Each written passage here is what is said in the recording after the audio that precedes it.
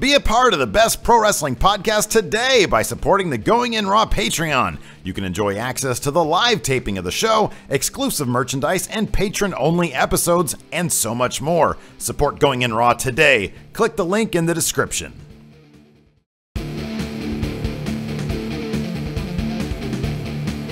Hey friendo, Steve here. And Larson. And welcome to Going In Raw, the Dirt Sheet. This is the show where we compile all the... Wait, hold on, I should say this. This is a show where Larson compiles all the news. Well, that's for not the entirely week. True. I do non-news, which is a Patreon exclusive. That is true. You are solely responsible for non-news. I usually get a start on Dirt Sheet, but we collaborate. And I think this week there was some controversy in the Dirt Sheet world because there is a story that you were really excited about. Yes.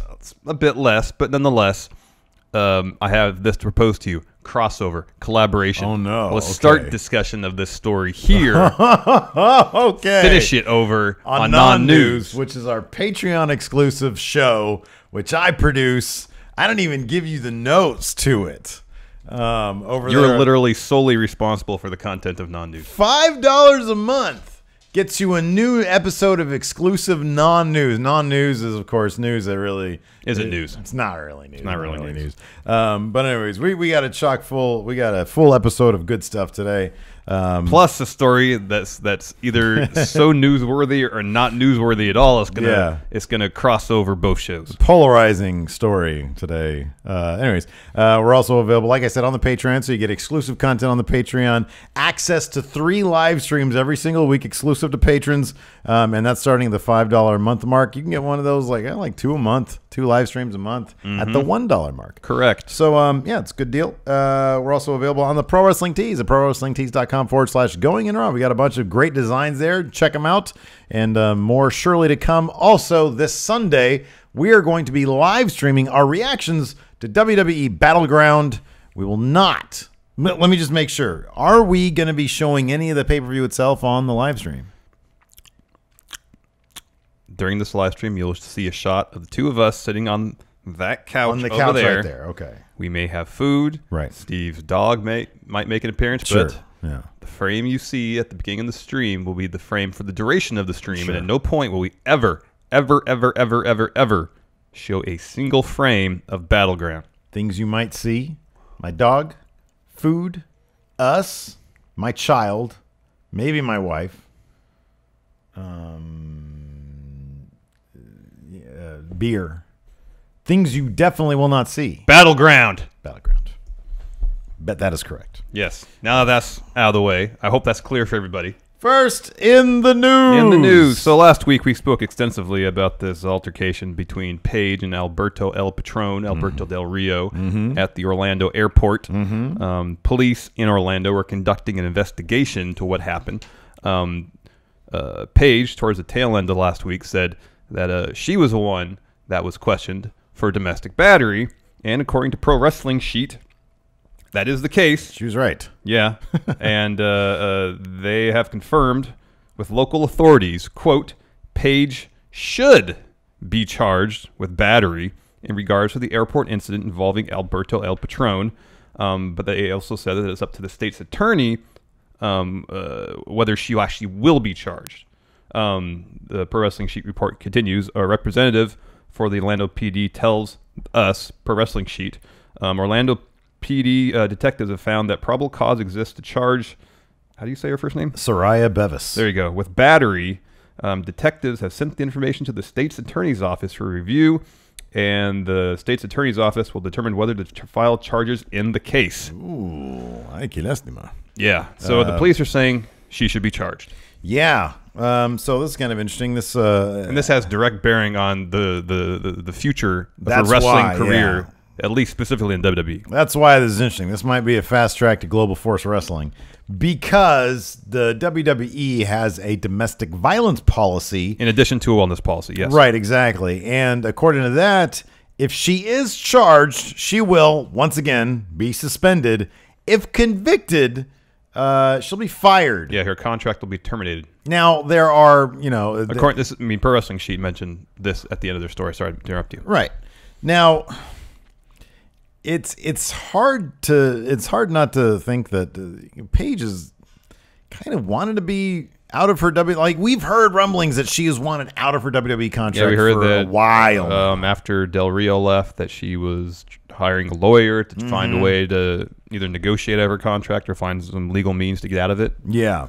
Now, if all I have to do, Larson, to get out of a contract that I don't want to be in is to hit you, and you want to help me to get out of that contract, and so you're willing to take a bump so that I can then join you in Jeff Jarrett's promotion, number one, would you do that for me? No, because I don't want to face legal ramifications for that, whether it be a fine, prison time, so on. That's some sort. I would think that'd be some sort of. Well, no, I would be hitting you. So well, I wouldn't. I would be the one. If you go to jail for 2 months, then what am I going to do? Going to jail for that. What am I going to do? I can't do the show by myself. She threw a beer at him. I certainly can't do non-news by myself. You do that show. Battery. I wonder what battery entails. Is that just throwing a beer at somebody? Because that's what she said she did. Yeah. She ain't going to jail for that. She'll get like probation or something. Yeah. Nonetheless, there's legal ramifications. But I mean, the point is this: is there any chance that they like orchestrated this in order to get her out of her contract? And if so, I think the bigger question is this. So according to that policy, she'll be fired if convicted. I would think that the no compete clause would probably extend through the life of the original contract. Well, I don't know. I mean, termination of the contract means one thing, and I imagine it's at their discretion as well. I would think so, perhaps. I mean, in my eyes, and I could be wrong from a legal sense, terminating a contract means essentially they rip the contract up. Right, yeah. So if that, because like when Austin Aries was released, the reports I read that were very specific to say because he was released after 90 days, he can go wrestle again. Yeah. But if he were to leave, then he would not be able to wrestle for the remaining term of his contract. Yeah, yeah. Paige cannot wrestle for anybody until the remainder of her contract is up, plus probably 90 days. Yeah. Now, that being said, in 9 times out of 10, this right here is you're fired as punishment for being convicted. If the WWE gets one whiff of the idea that she wants to be fired, and I imagine they know at this point whether she wants to be fired or not. If she did lawyer up with the intent of getting out of her contract, then they have a pretty good idea that she wants out of her contract. Yeah. And that this might be a stunt to get out of her contract. If that's the case, I would imagine they would be like, well, no, we can say whether or not we're going to enforce this because obviously you want out of your contract. So I don't know. I mean, it's eye-opening. It's just more shenanigans. But it's hard. It's, they've been involved in incidents before, like when Paige seemingly got arrested in Las Vegas a couple of years or a year and a half ago, whenever it was, so who knows? I mean, there's been no word on Alberto Del Rio's status with he's still indefinitely suspended. That hasn't really changed. Nope. They haven't really said one way or the other about that one. I wonder if and when Paige is charged, if it is to happen, whether GFW would pretty quickly unsuspend Alberto. Yeah, you would think so. I mean, if she's the one at fault, you would think so. But at the same time, they can unsuspend the guy, and they can also. I mean, he was. They can unmake him champion. Yeah, they can unmake him champion.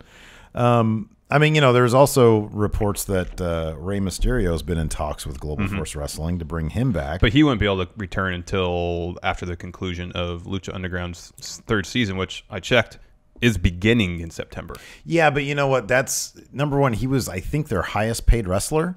And Meltzer in the latest Wrestling Observer said that's if his contract is the same as everybody else's, which there's the chance that it's not. Yeah. So I don't know. I mean, that leaves there. You're right. That leaves a lot of things up in the air. I mean, that affects me greatly because I do reviews of Global Force Wrestling at youtube.com/MFSteve here. Yes. We're about to start doing a gaming podcast over there as well. Not true at all. Not going to bring back Friendocast? No. What about Podcast with the Win? No. We don't own that. No.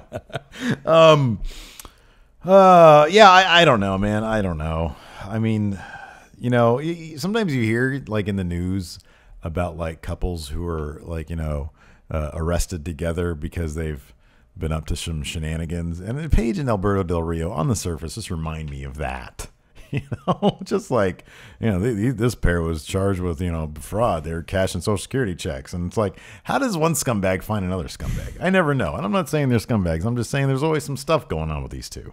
So, I don't know. I don't like Del Rio as my Global Force Wrestling champion right now anyway. So whatever gets him out of that role. So he was also, was it released? Or relieved of his duties? Or stepped down. What is it? Combate Americano or something like that? MMA promotion. Yeah, he stepped down.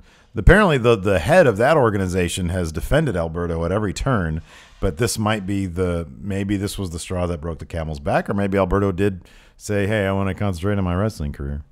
I want to concentrate. I want to go full. I want to concentrate full time on getting my wife to Global Force Wrestling. Yeah. So, anyways, we'll see what happens with that. Yes, next, a pretty major story that broke Wednesday, Twitter account, Talk MMA. Yeah. And they broke a potentially massive story, Steve. Huge story regarding the current WWE Universal Champion, Brock Lesnar. Yes, so according to Talk MMA, Brock Lesnar and Paul Heyman were at UFC headquarters to meet with officials there. And apparently, according to Talk MMA, rumor has it that Lesnar would return to competition, in their words, immediately. Wow. With a goal of making an appearance, fighting, I guess, at the UFC show at Madison Square Garden on November 4th. Yes. That's 3.5 months away.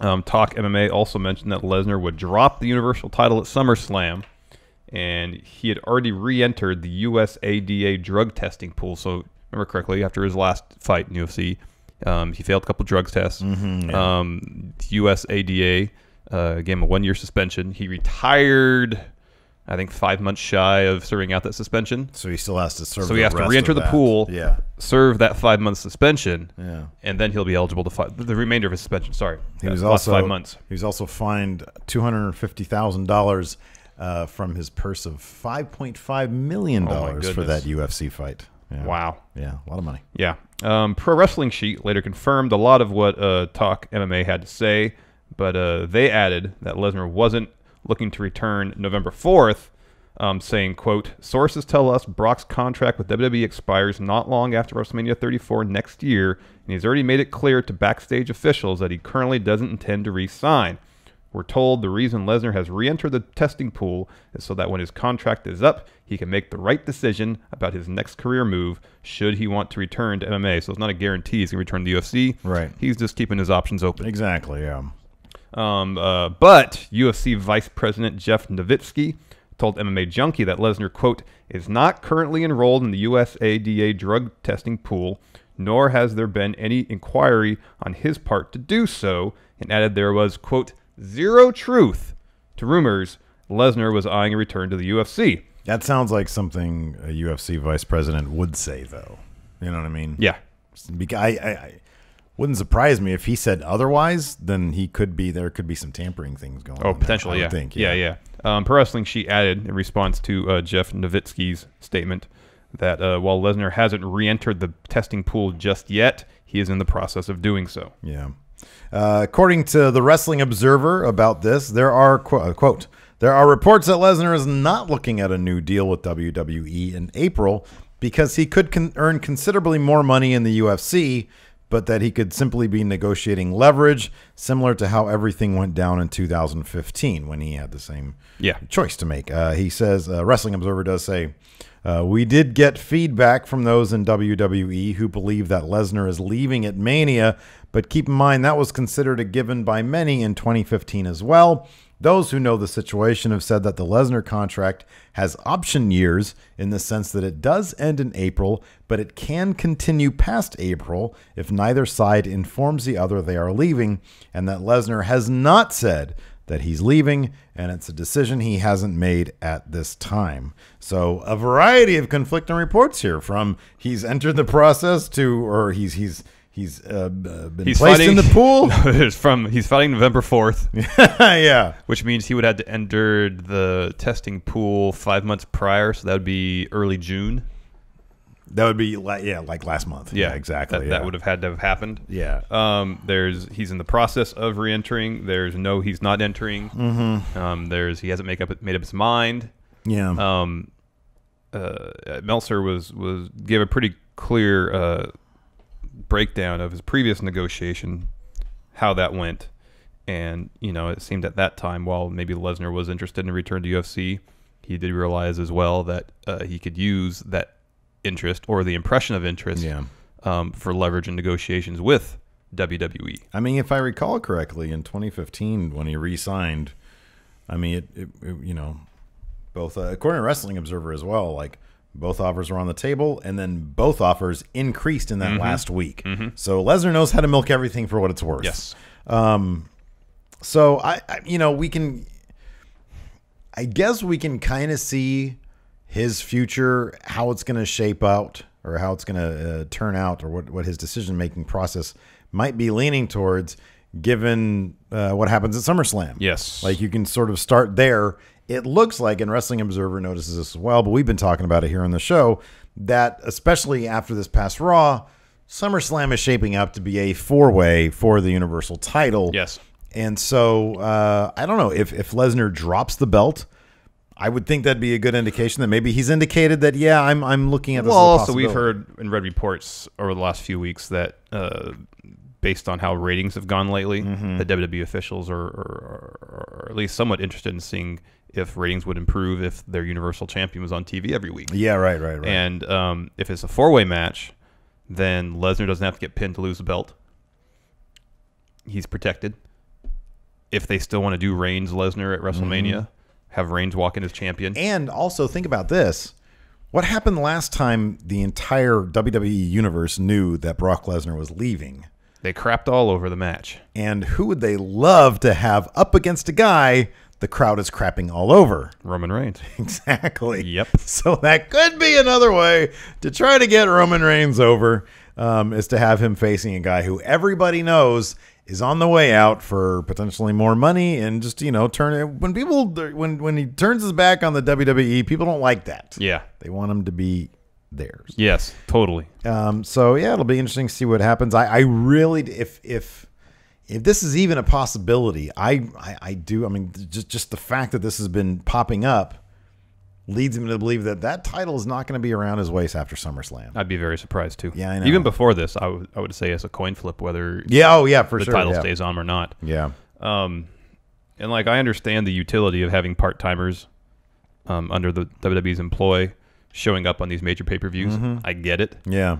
But I'll always go back to WrestleMania.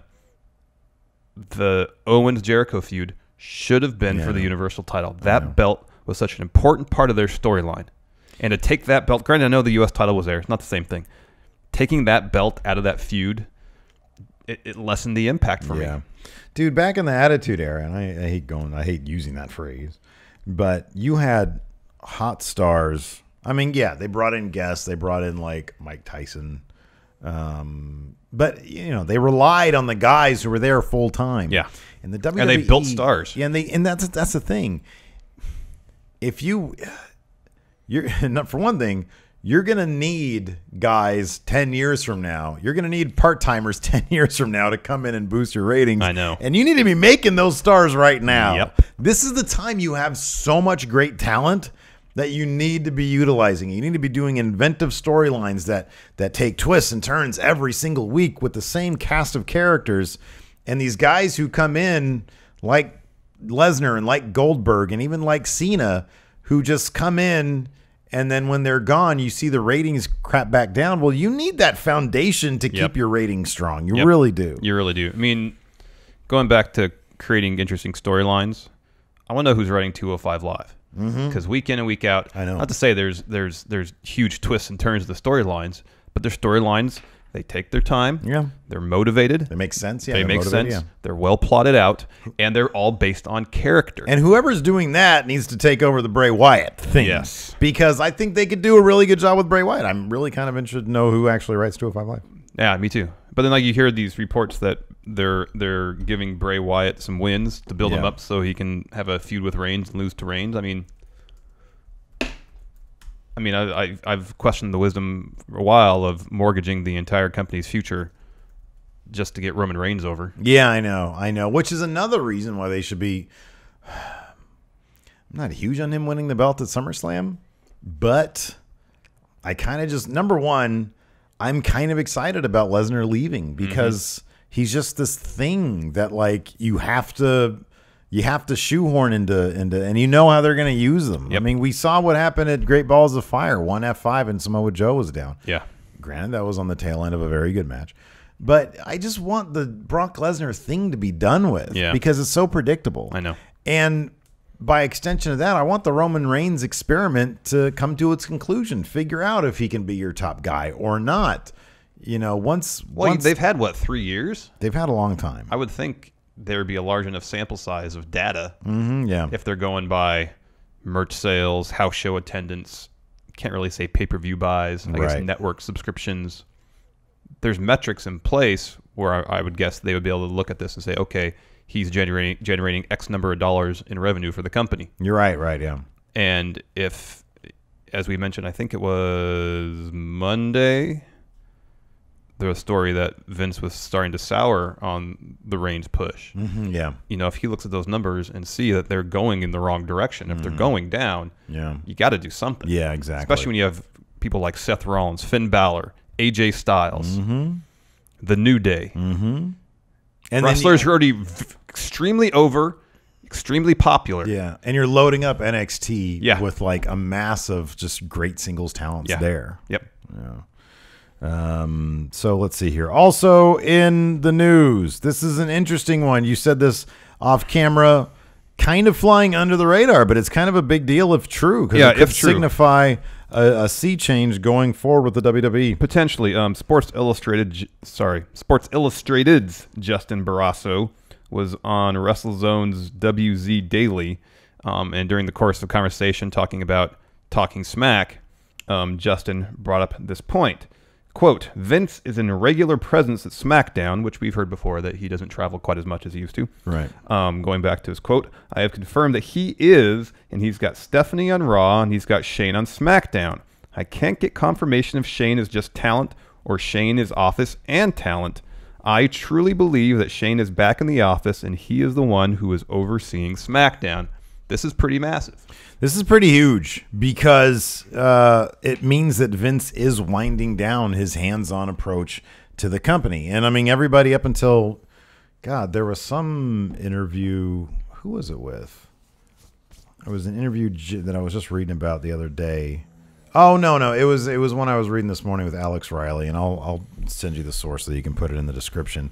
But he was talking about, you know, Vince and Hunter, and he was talking about Vince saying that, the dude is incredibly hands-on. Now, Alex Riley hasn't been around for a little while, but Vince is very, very hands-on, he traditionally has been, and everybody can tell you that. We used to travel with at least the television broadcast. And it kind of came out fairly recently that he wasn't doing that anymore. Yeah, I remember that we first heard about it around Payback because he wasn't, I don't think he made that trip. Right. Is what we heard. Yeah. And now Stephanie is kind of the executive in charge of creative, if I remember correctly. Right. But when Shane was brought back, it was strictly for an on-camera role. But then we started hearing rumblings that he was asking for like a TV production tour, like so he can understand how things worked in the office and at TV.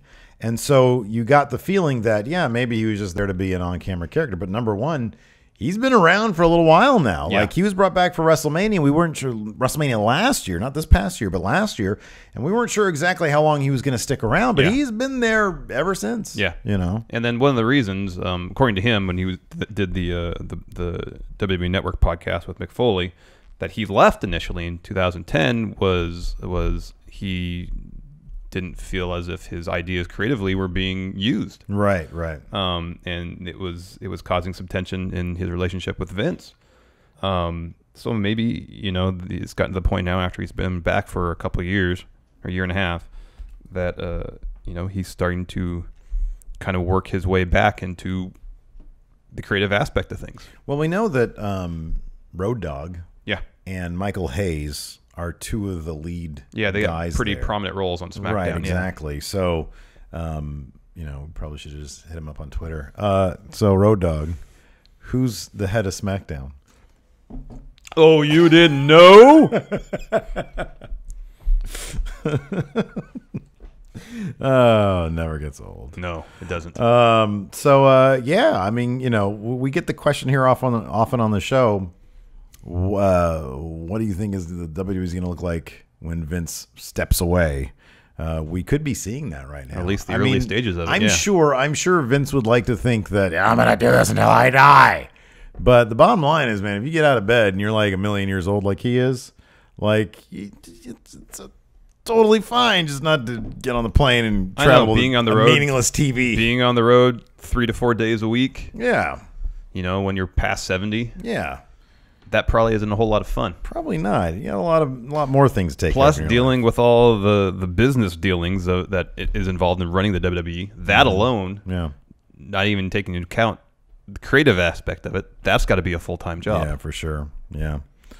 So that's got to be a lot of full-time jobs. But Vince seems to like to do all that stuff. I know. He's a man that doesn't like to sneeze. Yeah. But wrestling is so weird because like Shane comes back to fight The Undertaker and then the brand split happens and he's an on-screen commissioner. Yeah, and then a year and a half later he's running the show. He's actually commissioner. It'd be great if they actually just gave him that title. Like for real backstage. For real. You're the new commissioner of SmackDown You're the Live. commissioner.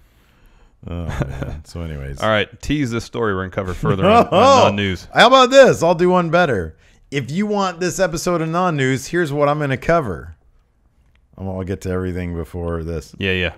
Another Ring of Honor star headed to WWE? Which one is it? Find out on non-news. You know why that's non-news? Because they're just snapping up every Ring of Honor guy now. CM Punk and Jeff Jarrett, new tag team? Maybe. Find out on non-news. And then huge news. Huge non-news. There you go. Hulk Hogan, the movie, coming out soon. Find out on non-news. It's going to be called The Immortal. So this was reported, again, by the Wrestling Observer. I was just reading through this thing, and I was like, this is so it's kind of akin to the Vince McMahon. It's a fictionalized biography. But it's like less fictionalized than the Vince McMahon one, which was like hilariously fictionalized. But it could be inferred based on the Vince script where they had the thing at the beginning saying this movie is about as true as pro wrestling is. Right. That's kind of the point of that movie. Whereas we have no idea if that's the case with this one. This is being shopped around by the writing team of Steve Desmond and Michael Sherman, who have a website called something like, it's called Dreaming Ants. And I'm looking for, so The Blacklist, do they actually write for The Blacklist on NBC? No, it's just The Blacklist. That's what they call the scripts in Hollywood that haven't been made. Yeah. Monsters? Oh, is that the... No, it's not the one. That's the guy that did Godzilla. So it looks like they're really trying hard to get their name out there in Hollywood. And what better way than to do a Hulk Hogan movie? Give us a couple highlights of what this movie is going to entail, Steve. All right, well, very loosely. And we can go in more detail. Okay, well, on non-news. Apparently it features towards the beginning of the movie Terry Bollea, Hulk Hogan, as a fat kid in school who was considered a loser and got bullied. According to Wrestling Observer, there is actually no evidence of either of those things past the idea that Hogan wasn't a star athlete in high school, but he was a huge kid. All right, so there's one thing. He's going to be bullied and fat, which is kind of funny. Let's see here. One day he found out that pro wrestling was fake and began to harass wrestling promoter Mike Graham, who I think wasn't Mike Graham the guy who said Jeff Jarrett broke 1,000 guitars and never drew a dime? 6,000. Wrestling Observer notes here that Mike Graham was actually a classmate of Hogan's in high school, and his father ran the wrestling company. All right, that's good. So yeah, save the rest for non-news. We'll save the rest for non-news. There's a couple more chunks in here. There was a couple actually real tidbits about Hogan that I didn't know about, which were really kind of disturbing. So anyways, yeah, it's $5 a month. That gets you non-news every week. It's my favorite show on the Steven Larson show. Network. I can vouch for Steve's enthusiasm for non-news each and every week. Let's answer some questions. Yes, we should. Jason White Jr., Shane McMahon was in a helicopter when it had to do an emergency crash landing in the water yesterday. Is Shane literally indestructible? In the press conference afterwards, he seemed really calm. I would have still have been freaked out. So this was originally in non-news, but then I noticed that you included the question here, so we can talk about it here. Yeah, Shane McMahon and his pilot had to do an emergency landing in water, but according to Shane McMahon, the pilot was extremely calm through the entire thing, and he described every bit of the process as was happening. And Shane said he felt completely at peace with what was happening, felt that it was going to be okay. And then he gave an interview with the local news afterwards, and it was all good. He was fine. Yeah. What was the Young Bucks tweet about this? Only Shane McMahon could take a bump from a helicopter or something like that and be fine. Yeah. That's pretty funny. That's awesome. God damn it. You know, Twitter is a real son of a bitch, but sometimes Twitter can be amazing. Yeah. Twitter can be good. Let's see here next. Chalupa Batman asks, power rankings. Power rankings. We got a lot of power rankings. Give me for your us power rankings of 5 NXT talents and 5 SmackDown Live talents you'd like to see answer the United States title open challenge. You do NXT, I'll do SmackDown. We shall alternate. All right, sounds good.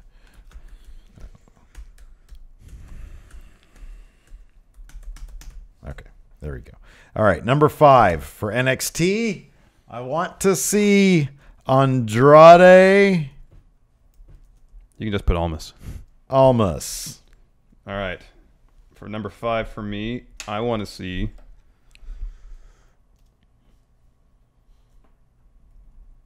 Mike Kanellis. Oh, that's a good one. That's a really good one. Let's see here. Number 4 for me, I want to see... Oh, he's too big for it. Oh, Cassius Ohno. Oh, that's good. Oh, no. The crowd would pop if they heard, oh, no. Oh, no. 4 for me is Baron Corbin. Number 3. 3. Oh, Oni Lorcan. Oh, good call. There we go. My number 3 is going to be Sami Zayn. Wow. My number 2 is going to be Aleister Black. Good call. My number 2 is going to be... Can't type right now. Shinsuke Nakamura. My number 1 is going to be Asuka. My number 1 is going to be Ty Dillinger. Ty Dillinger. I got to start doing the who joke to Luke Harper. And I don't care if you guys don't care. Although he might be coming out on... Could be. With, what's his face? Could be Eric Rowan. Lindsay DXHBK. More power rankings. With the past few years, having WWE 2K feature a returning superstar with Kurt Angle being the most recent, rank the top 5 most likely persons to be featured in next year's games. Let's speculate. There's not a whole lot of people who have left. CM Punk. Come back. Oh, that's going to be number 1. Number 5, CM Punk. Because it's not going to happen. Oh, I know it's not going to happen. Lindsay here is asking for the... Oh, most likely. Most likely. Okay. So I'll say at the very bottom, CM Punk. Okay. Because I got CM Punk my non-news today.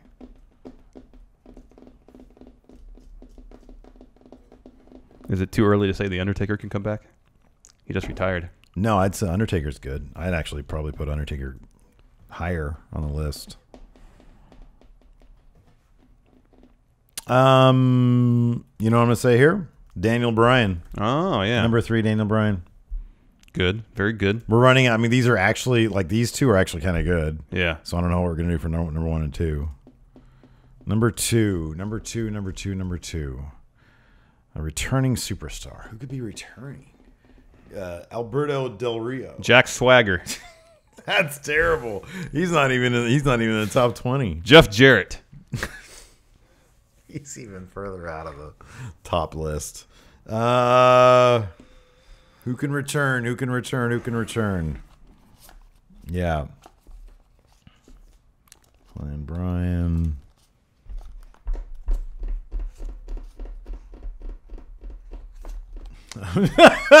No, he's way out of there.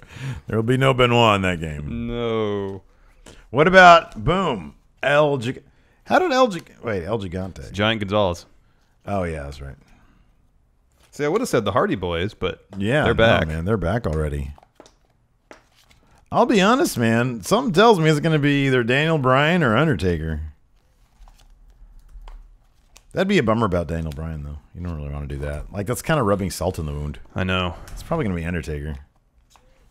Undertaker. What about Lex Luger? Number 4, Lex Luger. Yeah, that's good. Number 2, I'll say number 3 is Daniel Bryan. Who's more likely to be featured as a returning superstar, Daniel Bryan or Lex Luger? Daniel Bryan. Yeah, it's Daniel Bryan. What about Chris Jericho? I mean, he's just already there, man. Well, not currently. John Cena. There you go. John Cena. Man, there really is nobody, huh? What about What are they going to do? Rob Van Dam? Oh, that'd be rad. What do you say? How about this? Number 2, Scott Steiner. Oh, dear. You fat bastard. Not gonna You fat happen. asses. Not gonna I'm going to happen. run down your fat asses. Him and Matthews in a golf cart running down Abyss, and that was good stuff. He's really funny. All right, moving on. Sean Hulver. So it looks like it'll be a fatal 4-way at SummerSlam for the Universal title. What are the chances Brock Lesnar loses the title? Is this WWE's way to protect Lesnar and Reigns to make sure neither of them take a pin? It's Yes. definitely a way to protect Lesnar, so he's going to take a pin.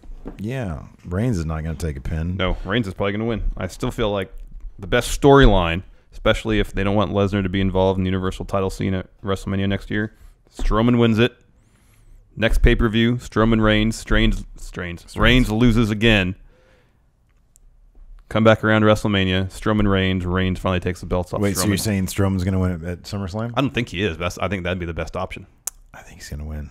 I think it's going to be Strowman at That'd be SummerSlam. awesome. That'd be great. Are you kidding me? Look at how they're booking him right now. Tell me I he's know. not a Universal I know. champion. No, he's a deserving Universal champion. He is, dude. He is a legit Universal champion right now. Mm-hmm. Nobody's going to take that thing off him. Give me a break. So I guess if Strowman is the one to win it, Reigns could take the pin. Because he's already pinned Reigns twice. Well, dude, come on. The most likely, Once. The most likely person is going to get the pin is Samoa Joe. Probably. Yeah. Lesnar is not going to get pinned. F5. No, Lesnar's not going to get pinned. He's scary.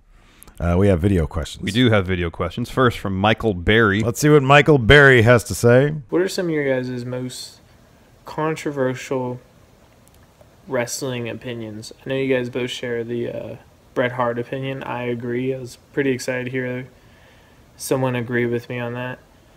But I remember in Discord chat a while ago, I mentioned how I thought Bobby Roode was a boring wrestler in my eyes till like the last 5 minutes.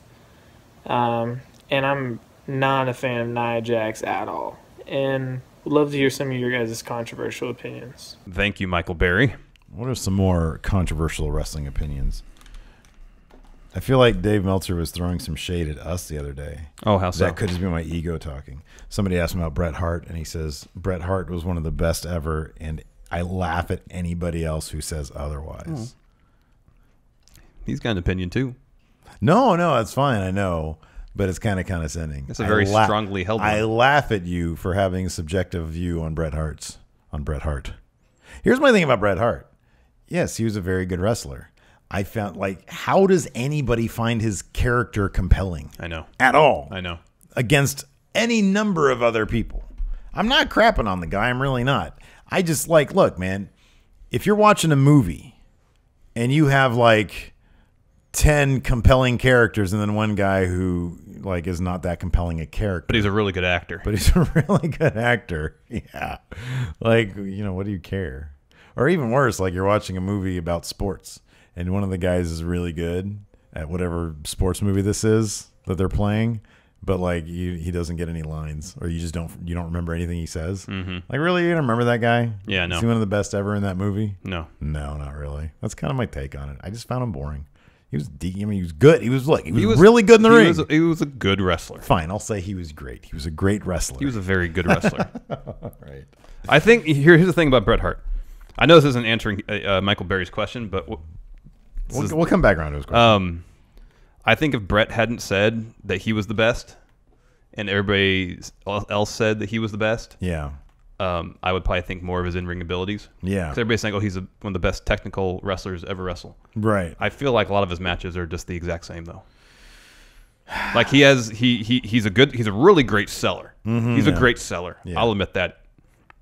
But whenever he does his flurry of offense, it's more or less the same 5 moves in the same sequence. Yeah.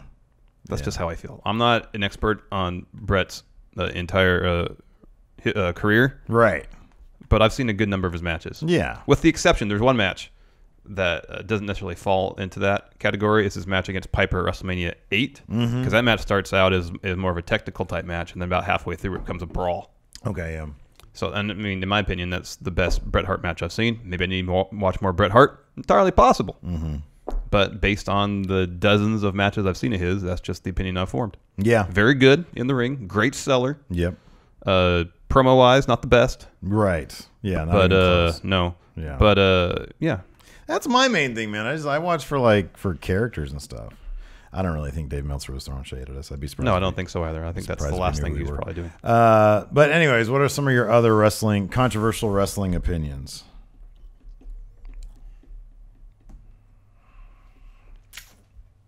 That's sort of the big one. Yeah.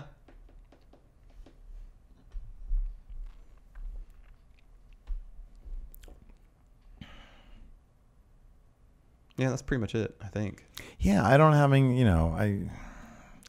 I sat here and really thought about it, but I don't know. That's kind of it. Sorry. Yeah, sorry. I'm sure we might be able to think of something else. I mean, is it controversial? So I'm not like a big. So when I first saw Shibata like at Wrestle Kingdom, and I saw like him up to his last match, I was a big fan of his. But his last match, I didn't like because to me it was like you're just taking liberties. Yeah. I don't know if that'd be considered a controversial opinion or not. In that I just don't think that wrestling should be that stiff. But I don't think wrestling should be that stiff. Yeah. I think that, you're supposed to try to make it look real, not be real, and certainly not headbutt the crap out of somebody else. I know. You know what I mean? I've said this before, and I don't know if it's controversial. I don't like Finn Balor's demon persona. Oh, yeah. But do you just not like it aesthetically? No, you don't like it because he doesn't do anything new with it. Yeah. Yeah, I got you. I don't like it because it's purely aesthetics. Yeah. Yeah, that's kind of controversial right there. What's next? Patrick Sparks is next. Yes. Let's see what Patrick has to say. Hey friendos, Pat here. I'm not dead. Quite alive, actually. And I'm returning with another video question. Thanks, Adam. So, Brock Lesnar might be going back to the UFC after his WWE contract is up. Might not be. I don't think so.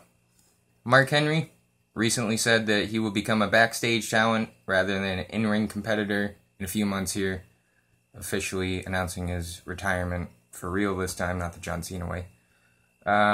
This being said, it made me think that people are either going to get released, fired, or retire in the upcoming months or years. So, power rankings, 1 through 5, minus Brock Lesnar and Mark Henry. Who are the next people to either get fired, released, retire, or wish WWE their best in their future endeavors like Ryback? So, thanks, friendos. Bye. Thank you, Patrick. Thank you, Patrick. Okay. Power rankings. Next 5 talents to leave the WWE. Can we not include the Colognes here because there was like a rumor they were going to be released and one of them got injured? I thought the rumor was that they asked for the release. Oh, okay. But still, yeah, a release. That's kind of a boring one. But they be number 5, the Colognes. What are you looking at? WWE personnel. The roster. WWE roster. Leave. I think one's going to be Paige. Yeah, Paige is like number 1. Well, Big Show has said that he's already... True, he's winding already down on his way wrestling out. career, so that's a good Paige, number 4. Big Show. Or 2. The Ascension at 3. Okay. They need jobbers, though. No, I know. They're not asking to leave anytime soon. I don't think they're asking anything. They go to work. They keep their heads down. All right, fair enough. It's not. I don't think they're essentially. They need guys like that, just like they need guys like Kurt Hawkins. I think they need jobbers, right? Yeah. Let's see here.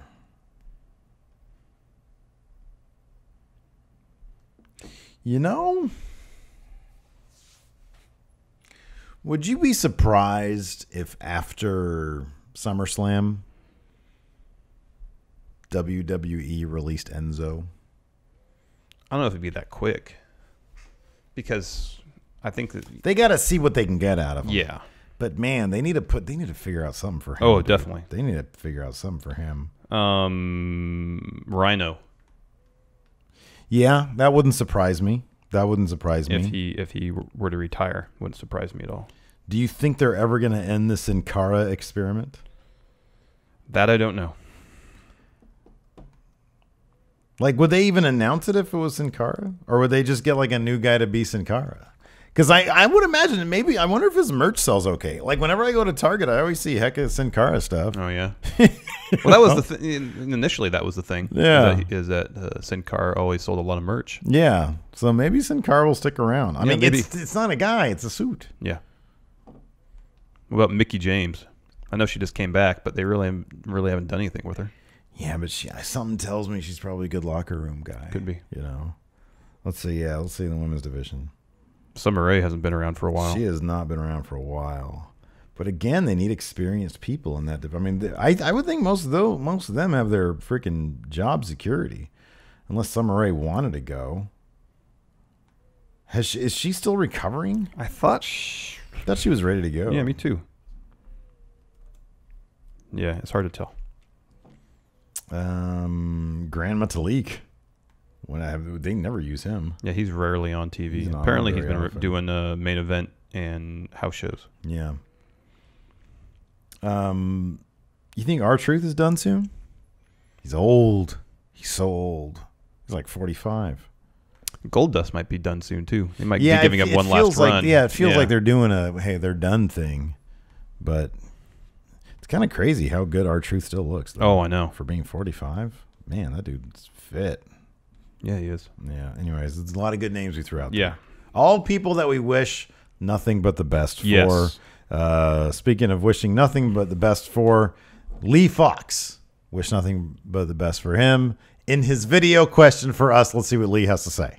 Do you see John Cena going to Raw and winning his 17th title on Raw, being that the Universal title is the top prize? And if you are going to overtake Ric Flair's record, are you going to let John Cena win his 17th title at WrestleMania, whoever it's against, on the grandest stage of them all? Let me know what you think, guys. Thanks. Thank you, Lee. Thank you, Lee. Would you like to look at the television, Mr. Lee? Anyways, his question is, do you see John Cena going to Raw and winning the Universal title? Not anytime soon. You don't see Cena versus Reigns at WrestleMania for the Universal title? Yeah, that's a possibility, but I don't see Cena winning that match. Yeah, he's not going to beat Reigns. No, Cena has said himself that he's winding down his in-ring career. Yeah. You know what that translates to? Losing. That is true. Do you think he's going to... Do you think... Well, yeah, he might break that record at... Yeah, I wouldn't be surprised if he gets one more title run. Like at SummerSlam. Potentially. Yeah. No, I agree with that. There's too many guys that need that title. Yes. Last up, Fernie has a question. Fernie, what do you have for us? Hey, Steven Larson, as well as all my online friendos out there. Stupid Rooster. With WWE 2K18 finally come out in October, it makes me wonder how a New Japan game would be like. Personally, I want it to be more like anime graphics, like in certain DBZ games and all the other anime games out there, unlike the real-life graphics that 2K series are doing. I would also expect a campaign mode where you have to join either a faction or be a lone wolf like Shibata, whether it's Taguchi Japan, Bullet Club, Suzuki Gun, Chaos, or LIJ. Whether you start from the bottom and eventually take over the faction or making up your own. What do you guys think? What would you like to see in a New Japan game? Thank you, Fernie. Oh, man, what a great question. A New Japan video game, and I don't want one of them Tekken fighting games. I want a New Japan video game. Here's my suggestion for a My Career mode. At the start, My Career, you're a young lion. Then you have to choose Bullet Club, Los Ingobernables de Japón. Yeah, Fernie mentioned something like that. The Taguchi Japan. Chaos. Or no faction. Or no, rolling factionless. What about Suzuki Gun? What about Bullet Club Hunters? How about you start off a Bullet Club Hunter? There you go. You have to work your way out of Bullet Club Hunter. Oh man, that's like legendary mode. Oh, you have to man the table at the This G1. is what I want. This is what I want. I want the old N64 Aki games. Okay. That engine. Yeah. Updated graphics. Yeah, good. With the full New Japan roster. Oh, I like that. That's what I want. Hey, you know what I ordered the other day? Oh, the adapter? The adapter. Nice. The adapter. Nice. You don't know what we're talking about? Too bad. You're going to stay tuned. Yes. That's what I want. Yeah. And what you said is good too, and what Fernie says is good, but what I want is most of all that. Telling you, man, start off as a young lion. No, that's good. LIJ, Chaos, Suzuki Gun. Bullet Club Hunter. Bullet Club Hunter. It's just, I want to go be with Yoshitatsu, And sometimes Billy Gunn, and then the Tempura Boys. I want to be with them. Finally, we have one last question from AO Worm. Let's see what AO Worm has to say. What's good, everybody? This is your boy, the Second City Champion, AO Worm, here with my first time video question. Long story short, what TNA superstars would you like to see from the past or present come over to the WWE? Me personally, I would like to see James Storm come back and team up with Bobby Roode to form Beer Money. Back in the day, in the TNA, that was my favorite tag team, so I would love to see them ride in the sunset together in WWE. But that's just my opinion. What do you guys think about that? And also, who would you like to see come over from TNA to WWE to make a huge impact? Thank you. Thank you. Thank you very much. TNA talent. And by the way, AO Worm, thank you for calling it TNA still. Yeah. Oh man, I still have such a hard time saying GFW because it's GFW. It doesn't roll off the tongue. Look, dude, I know TNA has like a negative connotation to it. We get it. You know, I get the joke. But it's become its own thing by now. Mm-hmm. You know, I don't associate the term TNA with, you know, what it is. Mm-hmm. I associate it with wrestling. Mm-hmm. Anyways, Bobby Lashley, Trevor Lee. Trevor Lee for sure. I feel like Bobby Lashley's that's not fresh. Being the expert. Oh, sorry. Yes, I should defer to you. You really should. I mean, come on now. Have you been watching my reviews? You should really watch Impact. Well, which one is it? Should I watch Impact or watch your review? Both, man. Well, if I'm watching Impact, I'm not going to watch your review. Hey, if I'm watching a review, I'm not going to watch Impact. If we get that Office Space, we got to start doing GFW reviews on our channel. Oh dear. Make up for it. The revenue. Well, I mean, never mind. Say GFW reviews might make up a fraction of it. What do you think would do better, GFW or New Japan? New Japan. You think so? Yeah. Maybe. There's a buzz about New Japan, Steve. Yeah, man. It's awesome. Unless we become like the go-to source for GFW reviews, like all 250,000 people who tune into GFW. Hey, I'm getting like 5,000 views a week on my GFW reviews. So that translates to like 20,000 here. Yeah. Maybe 15. 15. Maybe 10. But you might be like one of 3 people who are doing GFW reviews, right? All right, this is who I want. I want Braxton Sutter. It's a good-looking dude. He's like spoken highly of him. He's yeah. old though. Well, he's like 37, I think. Oh. And I don't know why his career hasn't taken him to WWE or anything. I don't know why. Anyways, Braxton Sutter. EC3. Oh, EC3 is the top of my list for sure. Big star. You already said Trevor Lee. He's good. Let's see here.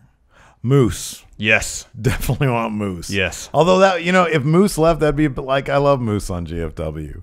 He comes out. Ah! My phone fell. He comes out, he air guitar. Here's the thing about Moose. He comes out air guitaring his belt, but then he also has to like transition to this every time they say Moose in his theme song. And his theme song is great. Yeah. I don't know who over there is doing the theme, but that theme song is great. So Moose, Braxton Sutter, power rankings. Moose, Braxton Sutter, EC3. Trevor Lee. And I love Sienna, the wrestler. She's the current champ, women's champ. She's fantastic. ACH is over there too. Oh yeah. Bring ACH over. He's good. Yeah. He's real good. Apparently, according to Hurricane Helms, he was one he was really trying to get. He was really trying to get Chuck Taylor.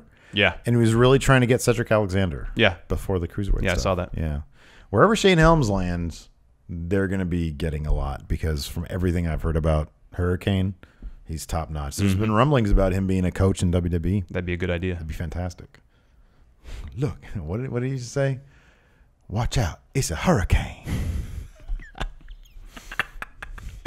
Oh man! Oh, you know who's come over from TNA? Who? Jeff Jarrett. No, absolutely not. No, not at all. Slap nuts. Slap nuts. That's it for Dirt Sheet. I think it was a good collaboration. Be sure to watch Non-News. Yes. It's up right now for you $5 patrons. I put it up Friday morning. I didn't last weekend because I had surgery. Correct. Yeah. Anyway. Minor surgery. I had minor surgery. It was not a lobotomy. No. Anyways, that's it for Dirt Sheet. Thanks for tuning in. Until next time, we'll talk to you guys later. Bye.